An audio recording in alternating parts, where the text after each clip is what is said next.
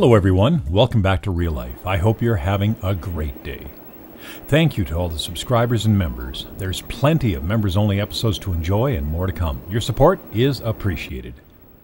Today's episode is a brief bit of footage of the March 16-17 storm that paralyzed southern Alberta in 1998. It became known as the St. Patrick's Day snowstorm. Over the 2 days, the airport recorded 32 to 39 centimeters of snow. Most parts of the city received about 40 to 45 centimeters. Living on the lee side of Nose Hill in Cambrian Heights, I measured 55 to 60 centimeters of snow in our yard. I didn't capture too much footage, as I would be busy shoveling the rest of the day, my own driveway, sidewalk, and helping other neighbors.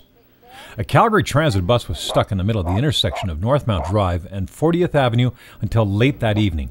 I didn't get a shot of it, but it wasn't alone. Buses and vehicles were stuck all around the city. Suffice to say, everything pretty much came to a standstill that day.